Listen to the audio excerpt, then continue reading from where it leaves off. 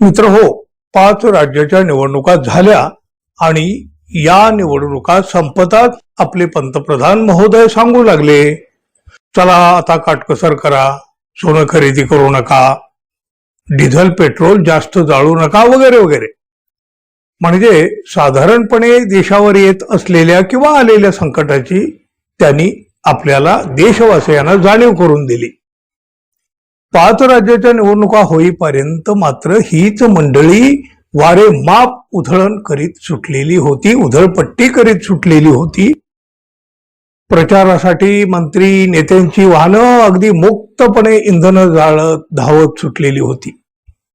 तोपर्यंत हे संकट नव्हतं. दुसऱ्या दिवशी लगेचच ते सुरू झालं.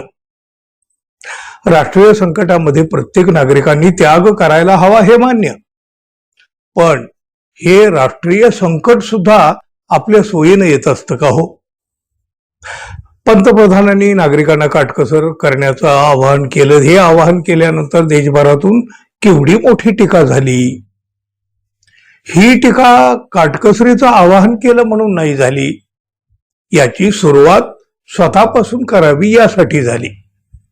हे आवाहन करायला 5 राज्यातल्या निवडणुका होईपर्यंत का वाट पाहिली याच्यासाठी झाली. देशातल्या लोकांना लोकासांगे ब्रह्मज्ञान आपण कोरडे पाषाण या म्हणीची आठवण झाली ना. यामुळं पंतप्रधान नरेंद्र मोदी यांनी हे आवाहन केल्यानंतर सुद्धा भाजपचे नेते मंत्री आपल्या ताफ्यातल्या गाड्या उडवतच राहिलेले होते.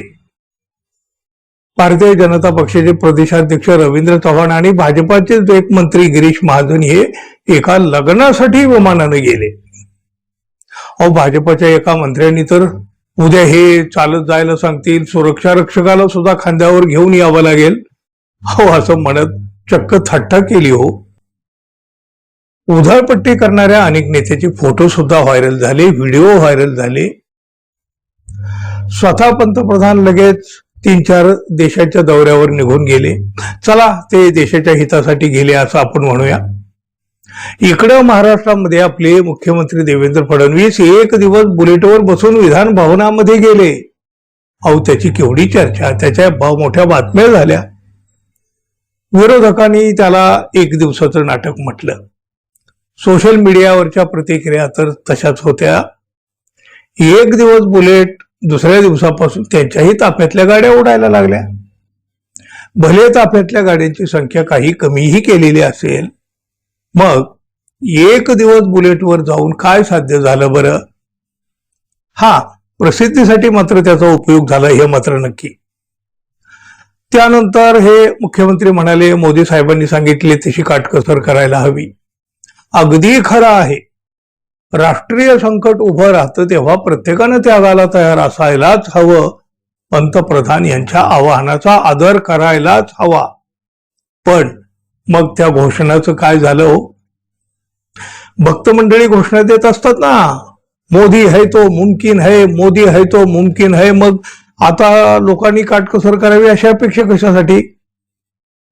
मोदी जे है तो मुमकिन भी होना चाहिए.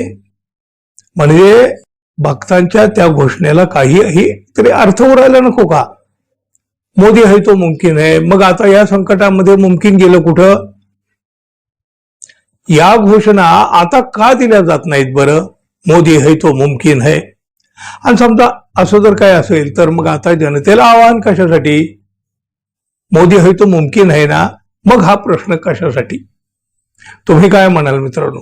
मोदी है तो मुमकिन है म्हणजे तुम्हाला काय वाटतं ते जरूर सांगा. आणि आपण अजून आपल्या चॅनलला सबस्क्राईब केलं नसेल तर कृपया सबस्क्राईब करावं ही अपेक्षा आहे.